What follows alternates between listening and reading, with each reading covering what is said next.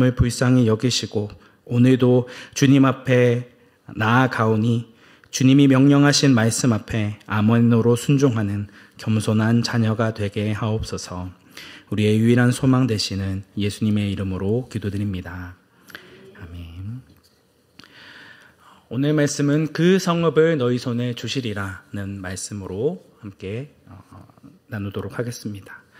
오늘 본문의 말씀은 지난 6장과 7장의 말씀과 긴밀하게 연결되어 있습니다. 6장의 여리고성을 무너뜨린 기념비적인 승리에 곧바로 이어 7장에는 여리고성의 60분의 1 규모밖에 되지 않는 아이성에서 굴욕적인 패배를 당하게 됩니다. 구충격이 너무나도 심하여서 7장 5절 말씀에서는 백성의 마음이 녹아 물같이 되었다라고 이야기하고 있습니다. 이는 지난 5장 1절 말씀에서 요단 강물을 마르게 하셨을 때 가나안의 모든 왕들이 그 소식을 듣고 마음이 녹았고 또 이스라엘 자손들 때문에 정신을 잃었더라라는 말씀이 있은 지 오래 지나지 않아 벌어진 충격적인 사건입니다. 서로 완전히 대조가 되는 모습을 보여주고 있는 것이죠. 이로 인해 여호수아와 장로들은 여호와의 궤 앞에서 땅에 엎드려 머리에 티끌을 뒤집어 쓰고 날이 저물도록 기도합니다. 패배가 여호와께서 진노하신 것임을 깨닫고 여호와 앞에 스스로를 낮춘 것입니다. 옷을 찢는 행위는 극심한 애통과 회개를 의미하고 있고 또 머리에 티끌을 뒤집어 쓰는 것은 극심한 고뇌와 슬픔을 표현하는 것이었습니다. 그들이 대체 어떠한 실수를 했길래 이런 일이 벌어지게 된 것일까요? 가장 먼저는 여호수아와 이스라엘 백성들이 앞서 있었던 여리고성의 큰 승리로 인해 교만하여졌기 때문에 하나님께 구하지 않았기 때문입니다. 여호수아는 7장 2절 말씀에서 아이성을 정탐할 사람들을 보내었는데 정탐 임무에서 돌아온 이 사람들이 이같이 이야기합니다. 7장 3절 말씀입니다. 백성을 다 올라가게 하지 말고 2-3천 명만 올라가서 아이를 치게 하소서. 그들은 소수이니 모든 백성을 그리로 보내어 수고롭게 하지 마소서.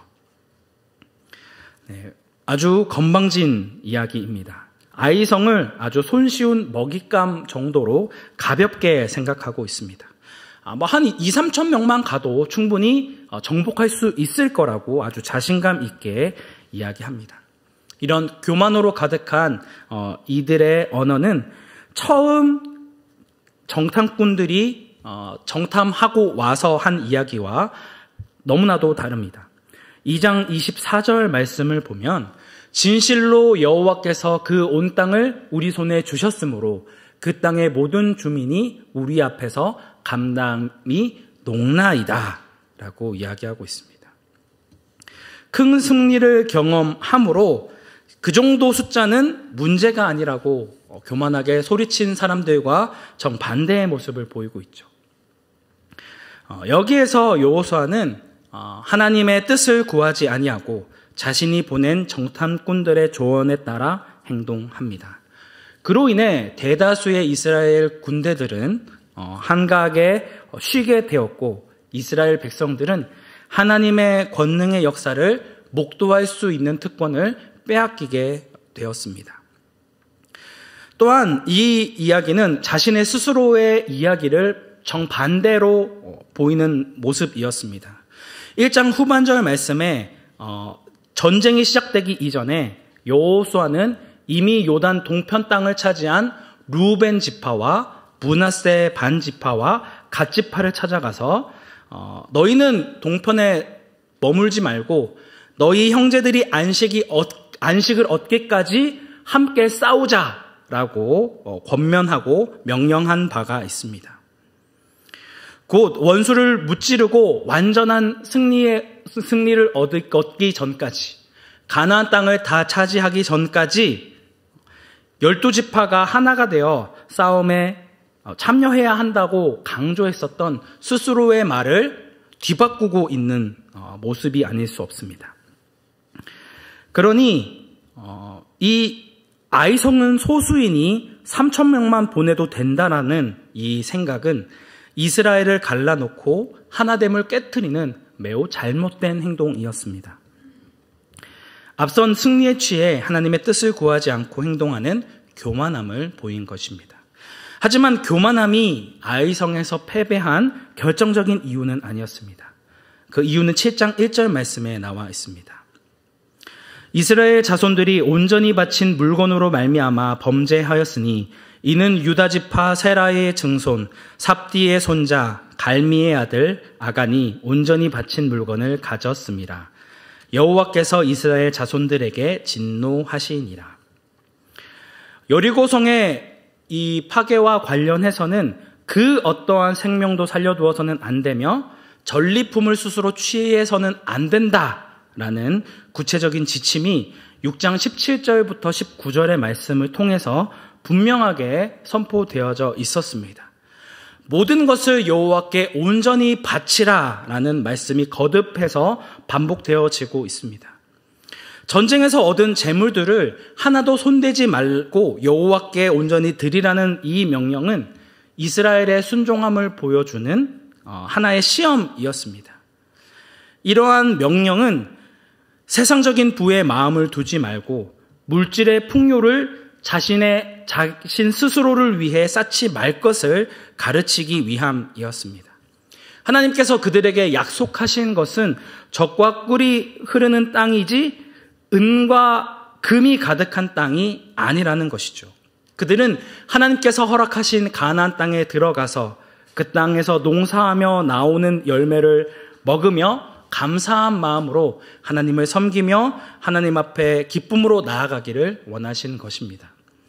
하지만 이기적인 아간은 이러한 하나님의 경고의 말씀을 귀담아 듣지 않고 무시하였습니다. 그리고 눈을 통하여 유혹이 들어왔고 그것이 그의 부패한 마음의 정욕을 부추겼습니다.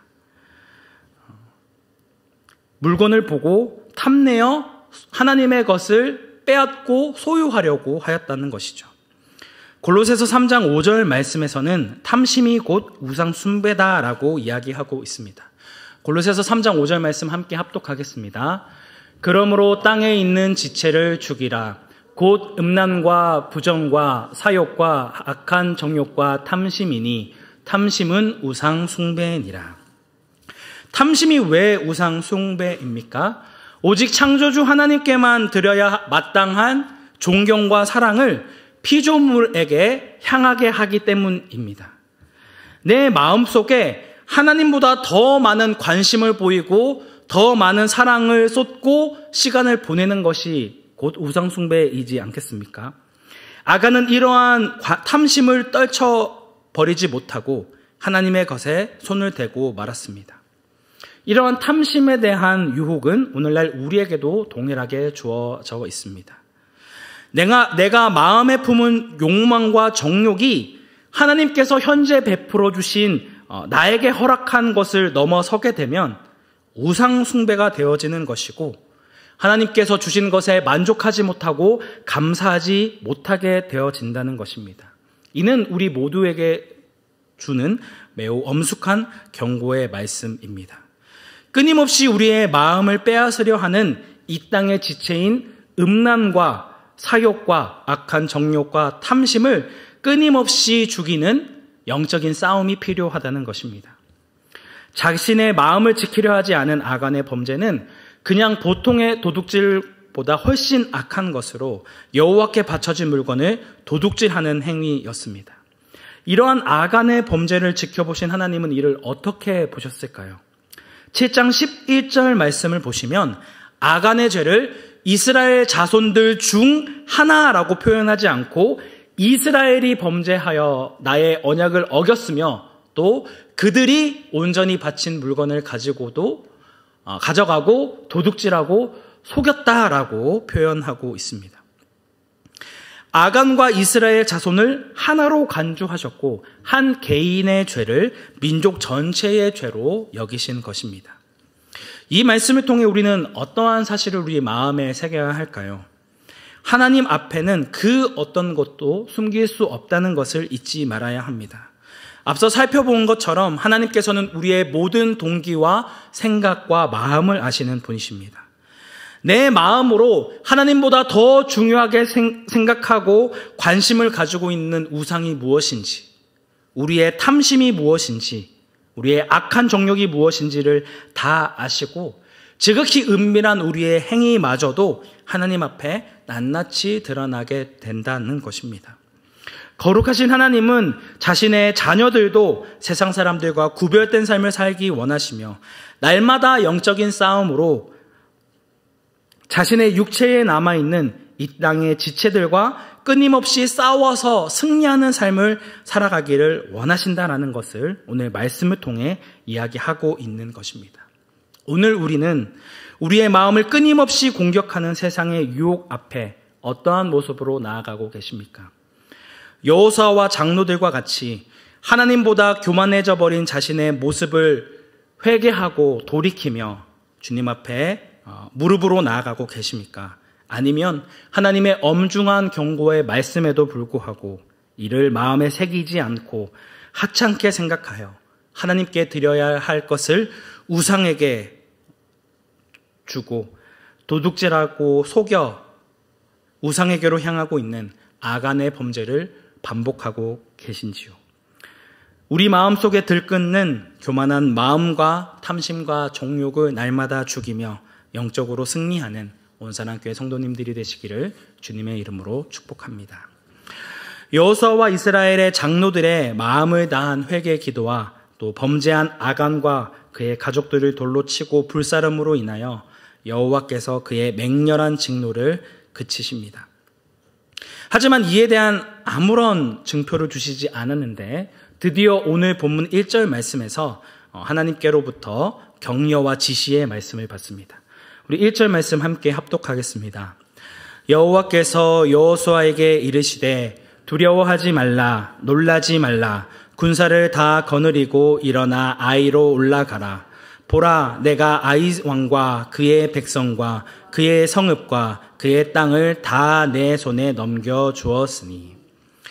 두려워하지 말라, 놀라지 말라는 여호와의 말씀은 아간의 범죄로 말미암은 아이성의 패배가 여호수아에게는 전혀 예상하지 못했던 아픔이었고 또 이로 인해 영적으로나 육적으로 기진맥진한 상황 가운데 처해 있다라는 모습을 보여줍니다. 그리고 이 말씀은 여호수아 개인뿐만이 아니라 이스라엘 백성 전체에게 주는 말씀이기도 했습니다. 아이성에 대한 첫 공격을 실패하고 굴욕을 맛보았으며 그들의 마음이 물과 같이 녹아 없어져 버린 그들을 향해 다시금 위로의 말씀을 주시고 아이성으로 올라가라는 말씀을 허락해 주신 것입니다. 여기서 일어나라라는 여호와 하나님의 말씀은 아간과 그의 가족을 돌로 처단한 이후에 여호수아가 다시금 무릎을 꿇고 하나님 앞에 앞으로 어떻게 해야 될지에 대해서 구했다라는 것을 암시로 보여주고 있습니다. 여호와 앞에 무릎으로 나아가는 참된 지도자의 모습을 보여주고 있는 것이죠. 이어서 여호와 하나님께서는 내가 아이 왕과 그의 백성과 그의 성읍과 그의 땅을 다 내 손에 넘겨주겠다라고 미래형으로 약속한 것이 아니라 다 내 손에 넘겨주었으니 라고 과거형으로 말씀하고 있습니다. 이미 승리는 이루어진 사실로 간주하고 승리 얻었다는 사실을 믿음의 눈으로 바라보라는 뜻입니다. 이어지는 2절 말씀에서는 여리고와 그의 왕에게 행한 것 같이 아이와 그 왕에게도 동일하게 행하라는 말씀이 주어집니다. 그들을 진멸하라는 헤렘 명령이 떨어진 것입니다. 이 말씀은 그리스도인은 모든 형태의 악에 대해 그 모양까지도 버리고자 하는 그런 타협 없는 우리의 모습을 보여야 한다는 것을 보여주고 있습니다. 그런데 여기에서는 여리고 성 때와는 다른 말씀이 주어집니다. 어떤 점이 다를까요? 여리고에 속해 있는 것은 모두가 여호와께 구별된 것이므로 이스라엘 백성들은 그 중에 아무것도 취해서는 안 되었습니다. 하지만 이번 아이성에서는 각종 전리품과 가축들을 탈취해도 좋다는 하나님의 허락이 주어지게 됩니다. 모든 가축은 다 여호와의 것이며 그분의 기뻐하시는 뜻대로 이스라엘 백성들에게도 전리품이 허락되어지게 됩니다. 여호와 하나님께로부터 승리의 약속을 받은 여호수아는 하나님이 주신 승리에 대한 확신을 갖는 믿음을 가진 동시에 하나님이 알려주신 전략을 철저하게 이행하고자 합니다. 이미 승리는 주어져 있는 것이니 대충 아무렇게나 싸워도 이기겠지라고 안일하게 생각하지 않고 모든 군사들을 다 동원하여 전쟁을 준비합니다. 가장 먼저 성 뒤에 복병을 두라는 여호와의 말씀에 순종하여 3절 말씀에서 용사 3만을 뽑아 성읍 뒤쪽에 가서 매복하도록 지시합니다. 하나님이 승리를 보장해 주셨지만 그렇다고 해서 그들이 아무런 행동을 하지 않아도 된다는 모든 책임이 없어진 것은 아니기 때문에 그렇습니다. 하나님을 믿는 믿음이 그저 고백에 그쳐서는 안 되고 그 명령을 실행하는 데까지 나아가야 한다는 것을 보여주고 있는 것이죠. 4절부터 8절까지의 말씀은 여호수아가 밤에 매복할 용사 3만 명에게 어떻게 전쟁을 치러야 할지를 구체적으로 설명하는 내용입니다. 가장 먼저 매복하되 성읍에서 너무 멀리 떨어지지는 말고 다 스스로 준비하라고 이야기합니다. 언제든지 전쟁이 벌어지게 되면 싸울 수 있도록 마음의 준비를 철저히 하라는 명령입니다.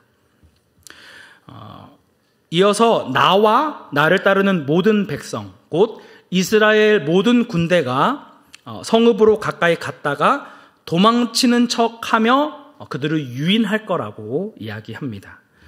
그들이 우리를 추적하려고 성읍에서 멀리 떨어졌을 때에 너희는 매복한 곳에서 일어나 무방비가 된 아이성을 점령하라. 그리고 그 성읍을 취하거든 여호와의 말씀대로 그 성을 불살라라. 이것이 바로 여호수아가 매복할 3만 명의 용사에게 전한 명령의 말씀이었습니다. 여호수아는 하나님 여호와께서 그 성읍을 너희 손에 주시리라는 말씀을 확신 있게 전합니다. 사실 그가 용사들에게 일러준 전략대로 이루어지리라는 보장이 없습니다. 왜냐하면 아직 일어나지 않은 일이기 때문에. 아이성 백성들이 추적하지 않고 가만히 성 안에 머물게 된다면 아무런 의미 없는 전략이지 않겠습니까?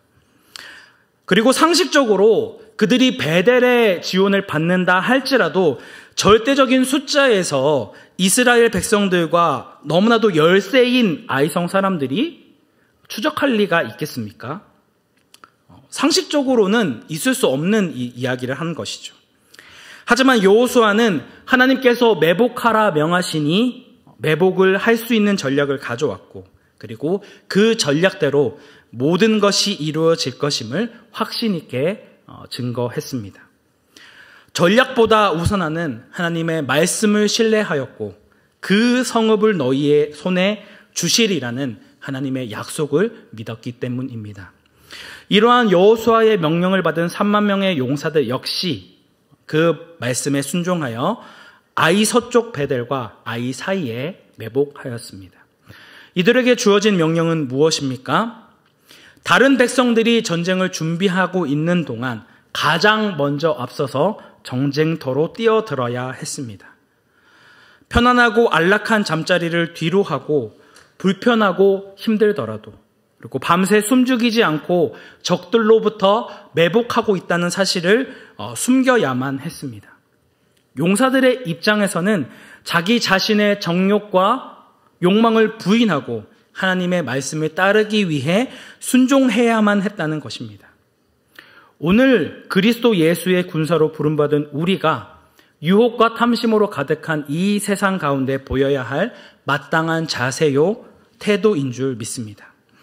고린도전서 9장 24절과 25절 말씀에서는 그리스도인의 삶을 경주로 비유하고 있습니다. 우리 고린도전서 9장 24절 25절 말씀 함께 합독하도록 하겠습니다. 운동장에서 다름질하는 자들이 다 달릴지라도 오직 상을 받는 사람은 한 사람인 줄 너희가 알지 못하느냐. 너희도 상을 받도록 이와 같이 다름질하라.